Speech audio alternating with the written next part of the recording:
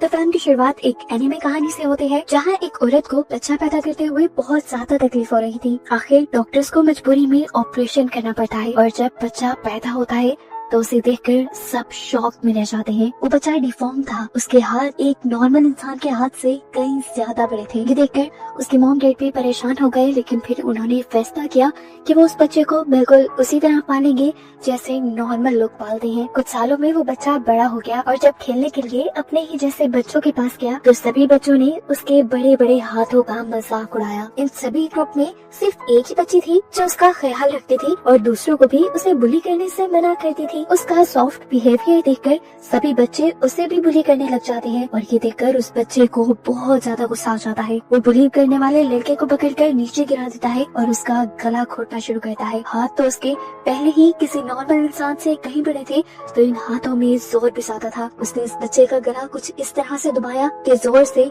उस बच्चे की आंखें ही पॉप होकर बाहर निकल गई और तभी से इस बच्चे का नाम पॉपाइज बन गया। उसके मॉम डैड को जब पता चला कि पॉपाइज ने ये किया है तो उन्होंने उसे बेसमेंट में बंद कर दिया, जहाँ एक दूसरे दरवाजे से उसे मिली एक दोस्त जो कौन थी, कहाँ से आई थी, पॉपाइज नहीं जानता था। लेकिन ये दोनों एक दूसरे से बातें करने लगे लेटर्स के जरिए और इनके दरमियान दोस्ती गहरी हो गई। खैर पता चला कि पॉपाइज का एक बच्चे को मारने की खबर अब पूरे टाउन में फैल चुकी थी। टाउन वाले लोग बहुत ज्यादा गुस्सा हो गए और उन्होंने फैसला किया कि वो पॉपाइज का घर ही जला देंगे। उनका घर जलने की वजह से पोपाई के मॉम डैड की वहीं पर मौत हो गई। पोपाई ने अपने बेसमेंट वाली दोस्त से पूछा कि उसे अब क्या करना चाहिए, तो उसने कहा कि तुम अपनी जान बचाकर यहाँ से भाग जाओ, मैं यहाँ पर सेफ रहूंगी। उसकी बात मानते हुए पोपाई घर से बाहर निकल आया और उसे देखते ही लोग उसके पीछे पड़ गए। पोपाई भागते हुए एक लेक तक चला गया और जब लोग यहाँ पर पहुँचे तो उन्होंने देखा कि पोपाई नदी में डूब चुका था। वजन ज्यादा होने की वजह से वो तैर नहीं पाया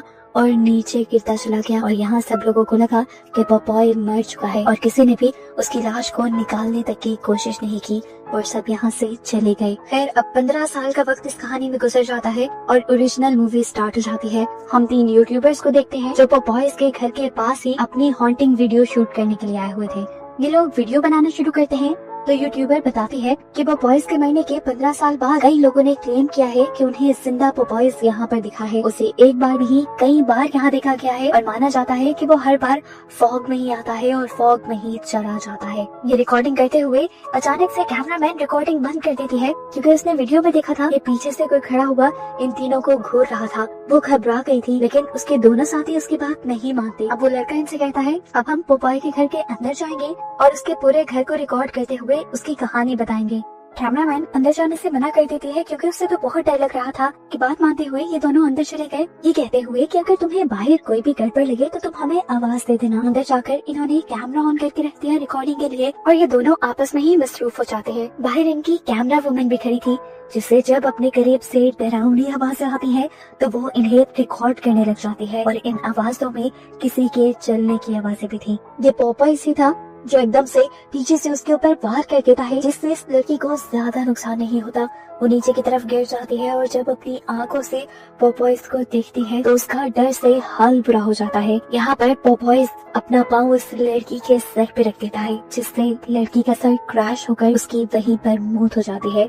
जिसके बाद पॉपाइज अपने घर के अंदर चला गया था जहाँ पर वो दोनों यूट्यूबर्स अकेले थे। पॉपाइज सबसे पहले आकर लड़की के ऊपर हमला करता है और उसका मुंह पकड़कर मुंह ही चीर देता है जिससे उस लड़की की मौत हो जाती है। उसके खून के छींटे उसके साथी के मुंह पे भी गिरे थे। अपनी आंखों से अपनी साथी की मौत देखकर ये लड़का यहाँ से भाग गया और पॉपाई भी उसके पीछे भागा। जब वो ऊपर जा रहा था तो पॉपाइज ने उसे पकड़ लिया। इससे पहले कि पॉपाइज उसे मार देता लड़की के हाथ में एक हथौड़ा लग जाता है जिससे वो पॉपाइज को जख्मी करने की नाकाम कोशिश करता है, लेकिन इससे पॉपाइज को कुछ नहीं होता। इसके बाद पॉपाइज उसे पकड़ लेता है और उसका सर दबाते हुए उसकी आंखें बाहर निकालकर उसे मार देता है। इसी घर के बेसमेंट के गेट से तभी एक नोट निकलता है जिसमें लिखा था वेलकम बैक। यानी पॉपाइज की वो दोस्त जो बेसमेंट के इस दरवाजे के पीछे रहती थी वो भी आज तक जिंदा थी। अब सीन कट होकर हमें तारा नाम की एक लड़की को दिखाया जाता है जो आज बहुत ही ज्यादा एक्साइटेड थी क्योंकि पॉपाइज का घर अब उसकी मॉम के नाम हो गया था। पहले वो घर इनकी हिस्ट्री टीचर के नाम था लेकिन न जाने जल्दी कैसे उनकी मौत हो गई और अब ये घर तारा की मॉम के नाम हो गया था। तारा के डैड उसे कहते हैं तुम्हें ये घर फौरन सेल कर देना चाहिए, इससे पहले कि तुम्हारे साथ भी कुछ बुरा हो। वो हाँ में सर हिला देती है और यहाँ तारा अपने मॉम डैड को बताती है कि वो एक ट्रिप पे जा रही है। हालांकि वो किसी ट्रिप पे नहीं जा रही थी, असल में वो पोपॉयज के घर ही जा रही थी, जिसकी चाबियां उसे मिल गई थी क्योंकि वो घर उसकी मॉम के नाम था। वो अपने साथ अपने पूरे ग्रुप को लेकर जा रही थी। यहाँ सारे दोस्त तारा से पूछते हैं कि हम जा क्या रहे हैं। तब तारा बताती है कि हम पोपॉयज के घर जा रही हैं। ये सुनकर वो सब थोड़ा हैरान हुए क्योंकि सभी जानते थे कि पोपॉयज का घर तो काफी सालों पहले ही जल गया था। तब तारा ने बताया कि कुछ अर्सा पहले उस घर को दोबारा किसी ने बना दिया है, हमें वहाँ रहने में कोई भी तकलीफ नहीं होगी। ये लोग अपना सफर कंटिन्यू कर चुके थे। जंगलों के रास्ते से होते हुए एकदम से कोई उनकी गाड़ी के सामने आ गया। ये एक बूढ़ा आदमी था जो उससे पूछता है कि तुम लोग इस रास्ते से कहाँ जा रहे हो। तारा ने बता दिया कि हम पोपॉयज के घर जा रहे हैं। ये सुनकर वो डर गया और उसने इन्हें वार्निंग दी कि वहाँ मत जाओ, अगर तुम सब वहाँ गए तो तुम मारे जाओगे। पोपॉय अभी जिंदा है, वो फॉग में आता है और अपना काम दिखाकर फॉग में ही गायब हो जाता है। उसकी वार्निंग इन लोगों ने सुनी तो थी, लेकिन इसका कोई असर नहीं लिया था और अपना सफर ये कंटिन्यू कर चुके थे। फिर अब ये लोग पोपॉय के घर पहुंच चुके थे। जहाँ जाते ही इन्हें एक लड़की के चिल्लाने की आवाज आती है। ये लोग डर गए। पास जाकर देखा तो ये उन्हीं की एक ग्रुप मेंबर थी जो यहाँ पर हॉट वाटर टब को देखकर बहुत ज्यादा एक्साइटेड हो गई थी। सब उसे देखकर थोड़ा रिलैक्स हुए, लेकिन फिर इन्होंने नोटिस किया कि इनके फोन में सिग्नल्स भी नहीं आ रहे थे। तारा ने इन सबसे कहा रिलैक्स रहें, थोड़ी देर में सिग्नल्स आ जाएंगे।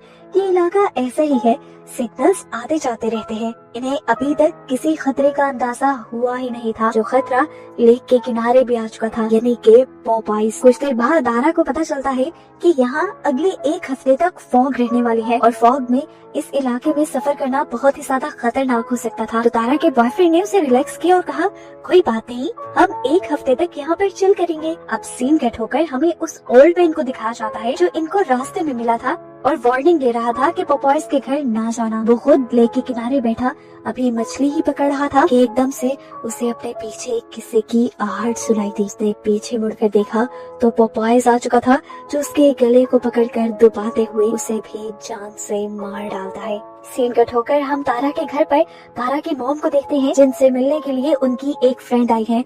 उनका भी बेटा तारा के साथ गया हुआ था ट्रिप पर। उनके पास एक बहुत ही डरावनी खबर थी कि पोपॉयज वापस आ चुका है। न्यूज़पेपर में उसके फोटोज भी छपे थे और ये लोग इस बात को भी जान गए थे कि इनके बच्चे कहीं और नहीं बल्कि पोपॉयज के घर ही गए हैं, यानी उनकी जान खतरे में थी और ये लोग अब उनकी जान बचाने का फैसला करते हैं। इधर बिनी नाम की लड़की के पास उसका एक फ्रेंड आता है वाइन की बोतल लेकर। ये दोनों अभी बातें ही कर रहे थे कि एकदम से इनके दरवाजे की विंडो पर एक भयानक औरत आ गई, जिसे देखकर ये दोनों डर गए। इन्होंने दरवाजा खोला और वो औरत इनकी बिना परमिशन इनके घर के अंदर आ गई। वो लड़की इन लोगों से कहती है पोपॉयज वापस आ गया है और वो तुम सबसे अपना बदला लेगा। कैसा बदला, इन लोगों की समझ में नहीं आया। ये बात वो पूछना चाहते थे पर वो औरत वहाँ से चली गई और तारा उसके पीछे भागी। तारा ने जब उसे रोका तो लड़की ने बताया कि पोपॉयज सिर्फ तुम्हारे ही पीछे आया है। ये कहते ही वो वहाँ से चली गई। यहाँ दिखाया जाता है कि तारा की मॉम कंटिन्यूअसली तारा को कांटेक्ट करने की कोशिश कर रही थी और उसको ये बताने की कोशिश कर रही थी कि वो लोग एक बहुत बड़ी मुसीबत में फंसने वाले हैं, लेकिन उनका कांटेक्ट तारा से नहीं हो पाता। जबकि यहाँ हम तारा को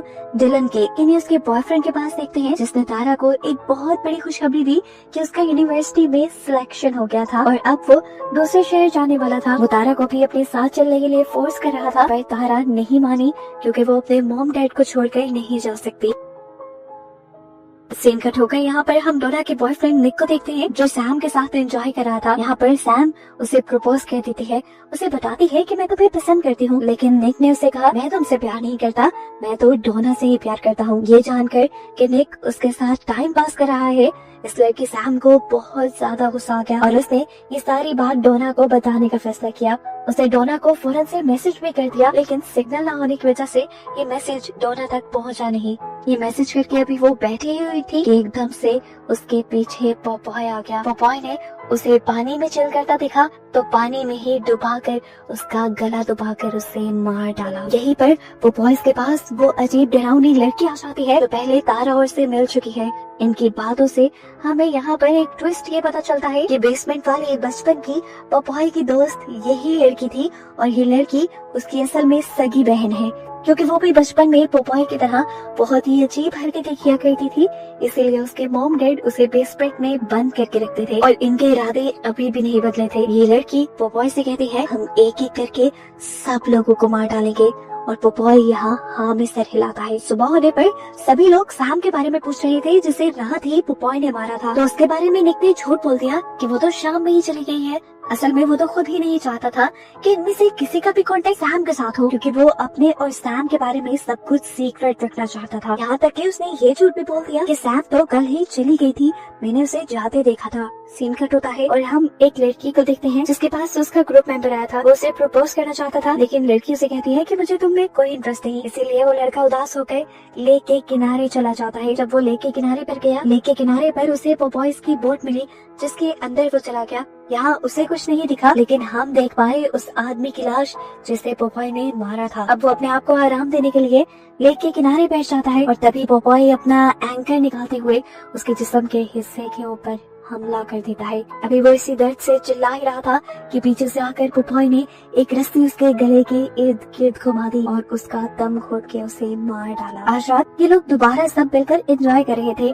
डोना सबकी पिक्चर्स ले रही थी और तभी डोना के फोन में सिग्नल्स आ गए और उसे सैम का वो मैसेज मिल गया जिसमें उसने लिखा था कि निक उसे धोखा दे रहा है। ये सुनकर वो टूट गई और यहाँ से जाने लगी।